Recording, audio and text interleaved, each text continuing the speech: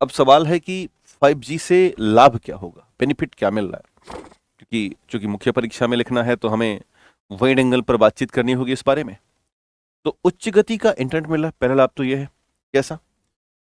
4G network की तुलना में 10 गुना तेज और विशेष परिस्थितियों में 1000 गुना तेज, यानी कि हम लगभग इकाई, दहाई, सैकड़ा, हजार, 10,000 मेगाबाइट प्रति सेकेंड की स्पीड 5G से प्राप्त कर सकते हैं। और ये 1 गीगाबाइट से लेकर के 10 और 20 गीगाबाइट विशेष परिस्थितियों में प्राप्त दे रहा है। और ये 4G या 4.5G की तुलना में 5G अपनी गति और क्षमताओं को बढ़ा रहा है। दूसरा जो लाभ हमें मिलेगा वो है अल्ट्रा लो लेटेंसी। एक शब्द है लेटेंसी, इसे हिंदी में कहा जाता है विलंबता। कहने का आशय है कि आप से मैंने कहा कि लिखो, तो दो चीज हो सकता है, तो आप लिखोगे, या कुछ लोग ऐसे होंगे जो मुझे सुन रहे हैं और वो कल की बजाय अभी के अभी लिखते निकल रहे होंगे, बहुत तेज लिख रहे होंगे, यानी उनके पास अल्ट्रा लो लेटेंसी है। वो बहुत कम समय में, विलंबता में तेजी से काम करते हैं। कुछ ऐसे हैं जो, नहीं, दोनों एक ही है, एक छोटे में लिखा गया, एक बड़े में लिखा गया है ना। और कुछ लोग ऐसे हैं जो केवल बैठ करके सुन रहे होंगे, यानी उनके पास लेटेंसी ज्यादा है, यानी कि विलंबता ज्यादा है। यानी कि हमने किसी को ऑर्डर दिया और उसने उस ऑर्डर को कमांड लेने और आउटपुट प्रोवाइड कराने में कितना टाइम लगाया, तो जब उसके बीच का जो डिफरेंस आता है उसे लेटेंसी कहते हैं। यानी सूचना को भेजने और प्राप्त करने के बीच की जो देरी है उसे लेटेंसी कहते हैं। तो लेटेंसी बहुत कम होगी तो बड़ी अच्छी बात है कि हमने कहा फोन लगाओ तो टू टू टू ना करे, फोन लगाओ, टिक, अगला उठाए, हाँ हेलो क्या है। अब पचला इधर से फोन लगा रहे हैं, टुक टुक टुक, कुर्र कुर्र, जो नंबर आपने डायल किया है वो पागला गया है। तो ये सब क्या मतलब है? तो ये कहानी है कि हम लोग केवल सुन रहे हैं, अच्छी बात है, लेटेंसी ज्यादा है आपकी फिर। तो 5G में जो लेटेंसी है वो कितनी है? 1 मिली सेकेंड। 1 मिली सेकेंड मतलब 1 सेकेंड का 1,000वां हिस्सा। आप समझ रहे हो ना कि मैंने कमांड किया नहीं कि 1 मिली सेकेंड में वो काम करना शुरू कर देगा। ये 5G की लेटेंसी है। 4G कितना था? 4G में यही था, 20 मिली सेकेंड। कितना था? 20 मिली सेकेंड। तो ये व्यवस्था थी 4G की। उम्मीद है कि इस मुद्दे को आपने जाना होगा या समझा होगा। आगे देखा जाए, अगला जो लाभ है वो क्या है? वर्चुअल रियलिटी और ऑगमेंटेड रियलिटी जैसा कॉन्सेप्ट हम लेके आ रहे हैं। एक ये हेडसेट होता है और इसी हेडसेट के आधार पर हम दो सुविधाएं प्राप्त करते हैं, एक VR और एक AR। VR क्या करता है कि आपके पास कुछ ऐसे वर्चुअल वर्ल्ड क्रिएट करेगा बहुत हाई स्पीड इंटरनेट से कि हमें एहसास होगा कि सब कुछ हमारे सामने दिख रहा है। यानी कि उच्च गति के इंटरनेट द्वारा आभासी दुनिया का वास्तविक रूप में एहसास, वास्तविक रूप में एहसास, यानी कि आप अजंता एलोरा की गुफाएं गए नहीं हैं देखने, लेकिन अगर हमने आपके आंख में एक VR हेडसेट लगा दिया तो आपको ऐसा लगेगा कि हम अजंता में घूम रहे हैं। वाह क्या चित्र है, मजा आ रहा है, क्या वाह। आपको इस हेडसेट से, कहने का आशय VR हेडसेट क्या करता है, आपको वो एक वर्चुअल वर्ल्ड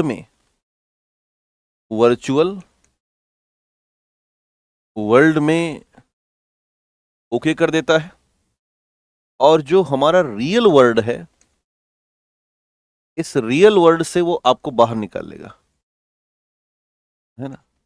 एक ऐसी मायावी दुनिया में प्रवेश कराएगा कि आपको लगेगा कि हम कहाँ ही चले गए, और जैसे ही वो हटाया जाएगा, अरे मैं तो इधर आ गया। तो सोचो ये कितना शानदार अनुभव है कि आप वर्चुअल रियलिटी से कपड़ा खरीद रहे हो, ऐसे लग रहा है कि एकदम कपड़ा छू रहे हैं, हाँ अच्छा कपड़ा, नाइस, ओके। इसी से जुड़ा हुआ एक और है ऑगमेंटेड रियलिटी। इसमें दोनों का मिक्सचर होता है, यानी कि वर्चुअल और प्लस में वास्तविक, दोनों का मिश्रण करके एक नया अनुभव प्रदान किया जाता है, एक नया अनुभव प्रदान किया जाता है। तो ये हो गया AR और VR।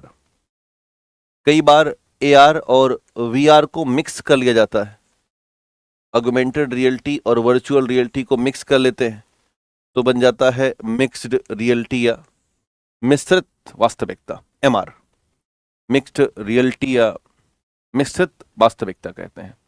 तो आजकल मेरे पास तो नहीं है, लेकिन मैंने देखा है कि भाई बहुत अमीर जो लोग हैं, एक दिन मैंने देखा अमिताभ बच्चन जी एक हेडसेट लगा के अपना सेटअप देख रहे। देखो एक तो सस्ता भी आता है, बट उससे कोई मतलब का नहीं। मैंने एक बार इसे अंतर्राष्ट्रीय जो राष्ट्रीय संग्रहालय है दिल्ली में, वहाँ पर अनुभव किया, और उनके पास एक बड़ा सा सेटअप है जिसमें वो वर्चुअल रियलिटी और ऑगमेंटेड रियलिटी का इस्तेमाल करके भारत के अलग अलग क्षेत्रों का आपको वास्तविक एहसास कराते हैं। कि किसी भी आप ऐतिहासिक विरासत को देखना चाहते हैं तो आप उनके AR VR रूम में चले जाइए, और वहाँ पर उच्च गति के इंटरनेट का इस्तेमाल करके वो भारत के ऐतिहासिक क्षेत्र की स्थितियों का एक वर्चुअल और ऑगमेंटेड रियलिटी के द्वारा एहसास कराते हैं। ये बात थी, यही बात अंग्रेजी भाषा में पॉइंट की गई है, और ऑगमेंटेड और वर्चुअल का उसे पॉइंट कर लेना। एक और लाभ हमें मिलने वाला है, वो है स्मार्ट सिटी और driver less car, driverless car का।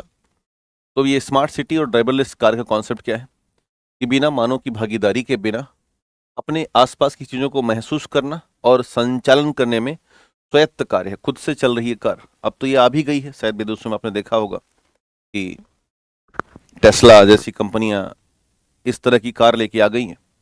तो मानव यात्री किसी भी समय वाहन को नियंत्रित करने की आवश्यकता नहीं होगी, और ना ही मानव यात्री को वाहन में उपस्थित होने की आवश्यकता होगी। मतलब यात्री तो रहेगा, इसमें चालक के शब्द की आवश्यकता है, चालक की आवश्यकता नहीं होगी, और एक स्वायत्त कार कहीं भी जा सकती है, एक पारंपरिक कार की तरह सब कुछ करती है और अनुभवी कार चालक जैसा व्यवहार करती है। तो ये कितना बड़ा एक परिवर्तन आ रहा है, और ये उद्देश्य है 5G के।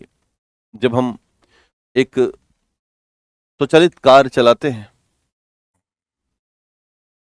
तो ऐसी स्थिति में दोस्तों कुछ टेक्नोलॉजी लगी होती है, सेंसर लगा होता है, एक्चुएटर लगा होता है, एक जटिल एल्गोरिदम पर काम करती हैं, सीखती जाती हैं point two point, machine learning पर काम करती हैं, और शक्तिशाली प्रोसेसर के साथ कार्य करती हैं। किसी भी ऑटोमेटेड ड्राइविंग कार में ये 4-5 टेक्नोलॉजी का व्यापक इस्तेमाल किया जाता है। इसके बाद रोबोटिक सर्जरी को बढ़ावा मिलेगा। अगला जो लाभ है वो ये है दोस्त कि रोबोटिक सर्जरी बेहतर होगी, दूरस्थ चिकित्सा की वास्तविक दौर होगा, टेलीमेडिसिन और टेली सर्जरी का दौर होगा। सबसे पहले एक ऑपरेशन लैंडबर्ग करके बड़ा फेमस हुआ था 2001 में, और ये प्रथम दूरस्थ चिकित्सा का कॉन्सेप्ट था दुनिया में, तो इसलिए बड़ा फेमस है। सर्जिकल रोबोट परफॉर्मेंस के लिए 150 मेगाबाइट पर सेकंड से ज़्यादा गति चाहिए, और इसके लिए 5G हमें गीगाबाइट पर सेकंड की गति से दे रहा है, तो बड़ी अच्छी बात है। दूरस्थ ग्रामीण क्षेत्रों में उच्च गुणवत्ता का चिकित्सा हो जाएगा, क्योंकि 5G बहुत ही कम लेटेंसी पर काम कर रहा है, और अंतर महाद्वीपीय सर्जरी हो जाएगी। यानी कि आप चाहो तो सिंगापुर के बैठे किसी डॉक्टर से इलाज करवा सकते हो, क्योंकि हमारे पास भी फास्ट इंटरनेट और सिंगापुर में तो ऑलरेडी है ही इंटरनेट। तो हम एक अंतरराज्यीय के साथ साथ अंतरराष्ट्रीय चिकित्सा सुविधाओं का घर बैठे एक शानदार अनुभव प्राप्त करेंगे और उसका लाभ उठाएंगे। तो ये एक चिकित्सा का नया दौर होगा। और अभी एग्जाम्पल के तौर पर 2018 में भारत दुनिया का पहला देश बन गया जहां पर वेस्कुलर रोबोटिक सिस्टम का उपयोग करके एक टेली रोबोटिक सर्जरी की गई। अहमदाबाद के हृदय रोग विशेषज्ञ डॉक्टर तेजस पटेल ने यह टेली ऑपरेशन गांधीनगर के अक्षरधाम मंदिर परिसर से सफलतापूर्वक संपन्न किया था, जबकि मरीज 32 किलोमीटर दूर अहमदाबाद के एपेक्स हार्ट इंस्टीट्यूट के एक ऑपरेशन थिएटर में था, दूर से हो रहा था। उस समय डॉक्टर पटेल ने 100 मेगाबाइट प्रति सेकंड स्पीड के साथ 5G गति के साथ इमेजिंग और डेटा कम विलंबता और तीव्र इंटरनेट स्पीड होगी, इस प्रकार टेली सर्जरी और गुणवत्ता में बहुत ज्यादा सुधार होने की संभावना है। दोस्तों, कुछ तो और सुविधाएं हैं, क्या क्या? तो नेटवर्क स्लाइसिंग जैसा लाभ मिलेगा, स्मार्ट मैन्युफैक्चरिंग को लाभ मिलेगा, एज टेक्नोलॉजी को विस्तार मिलेगा, ऑटोनोमस फैक्ट्रियां बढ़ेंगी, खुद से काम करने की क्षमता यानी कि रोबोटिक फैक्ट्रियां बढ़ जाएंगी, वर्चुअल स्पेस बढ़ेगा और एक नया कॉन्सेप्ट IoT और AI का एक सही और वास्तविक विस्तार हो पाएगा। ये सब तभी संभव है जब हम 5G टेक्नोलॉजी लेकर के आए। तो जब आप लाभ लिख रही होगी 5G का, तो इन बिंदुओं का जिक्र करते हुए आगे बढ़िएगा। इसके अलावा दोस्तों, अगर लाभ है तो कहते हैं कि हाँ, ई एजुकेशन का भी लाभ है कि शिक्षा, आज आप 5G की सुविधाओं का ही इस्तेमाल कर रहे हो और अधिक कनेक्शन यानी कि 4G की तुलना में 5G में और अधिक लोग जुड़ पाएंगे। ऐसे बहुत सारे लाभ हैं। तो लाभ है तो हानि भी है। हानि क्या क्या है? इसका एक निश्चित दायरा है, निश्चित क्षेत्र में सुविधा प्रदान कर रहा है और अधिक स्मॉल सेल टॉवर की नीड है, तीव्र आवृत्ति और न्यूनतम तरंग दैर्ध्य पर काम हो रहा है, प्रसारण दूरी कम है, ऊंची इमारतें और बड़े बड़े पेड़ बाधा कर देते हैं, इसलिए अधिक स्मॉल सेल टॉवर की जरूरत है, इसलिए पैसा बहुत लग रहा है। रेडिएशन बढ़ने की संभावना, हालांकि स्वास्थ्य पर कोई खास प्रभाव नहीं पड़ता। डिवाइस हीट और बैटरी बैकअप कम हो रही है, इसकी समस्या देखी जा रही है।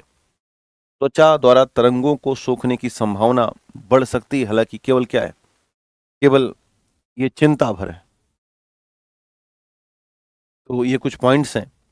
और क्या हानि है? तो साइबर सुरक्षा की चिंता बढ़ रही है, क्योंकि अधिक बैंडविड्थ पर जब काम होता है तो अटैक की संभावना बढ़ती है, निजता का भय होगा और मोबाइल फोन चेंज करेंगे। जब हम 4G फोन से सीधे कहाँ जाएंगे, क्योंकि फोन बदलना पड़ता है, भारत में जनरेशन चेंज होती है तो फोन बदल जाते हैं। और जब हम 5G फोन ले लेंगे या ले ही रहे हैं, तो आज आपके घरों में एक आध दो फोन तो पड़ा ही होगा। तो 4G फोन एक तरीके से क्या बन चुका है? तो जवाब हो जाएगा 4G फोन एक ई वेस्ट या ई कचरे के रूप में परिवर्तित हो चुका है। तो दोस्तों, ये कुछ हानि जैसे कॉन्सेप्ट रहे हैं जो एक तरीके से मुश्किल पैदा कर सकते हैं। और हानियों में क्या लिखना है? भारत में स्पेक्ट्रम की कमी है, भारत में अधिक प्रतिस्पर्धा बढ़ेगी और कमजोर कंपनियां बाहर निकल जाएंगी, पूर्व तकनीकी या पूर्व पीढ़ी के मोबाइल का संचालन ही ठीक से नहीं हो रहा है। तो अभी 5G के लिए क्या ही कर सकते हो। 5G भारत में मोबाइल फोन में बदलाव एक बड़ा कारण है और ई कचरा की वृद्धि, वही दोबारा लिखा गया। तो खैर, ये कुछ लाभ रहे हैं, कुछ हानियां और कुछ लाभ हैं। भारत में उच्च स्पेक्ट्रम मूल्य है, बहुत पैसा लग जाता है। भारत में डिजिटल डिवाइड बहुत ज़्यादा है और 5G आने से और बढ़ेगा। जिनको पता है उनको पता है, जिनको नहीं पता उनको बड़ा मुश्किल होगा। 5G मोबाइल फ़ोन विमान सेवा में हस्तक्षेप करती है, इसलिए जब भी विमान पे कोई उड़ता है तो कहते हैं मोबाइल फ़ोन फ्लाइट मोड पे लगा लीजिए। सामान्य जनमानस की समझ और स्वीकार्यता, हालांकि इसके लिए क्या ही है, सब स्वीकार कर ही ले रहे हैं। और भारत में ऑप्टिकल फाइबर केबल बहुत कम बिछी हैं, तो 5G सर्विस के लिए मुश्किलें आ रही हैं। आप ऑप्टिकल फाइबर केबल और बढ़ाएं तो बेहतरीन होगा। ये कुछ हानियां और कुछ लाभ रहे, तो चुनौतियां भी होनी चाहिए। भारत में इस समय नहीं, पक्षी वाला कुछ नहीं है, नाटक है वो। भारत में 5G इस समय जो चल रहा है उसकी चुनौतियां भी हैं। कैसे? मिलीमीटर तरंग और अधिक बैंडविड्थ का उपयोग के लिए इंफ्रास्ट्रक्चर में व्यापक परिवर्तन की आवश्यकता हो रही है, जो बहुत चैलेंजिंग है।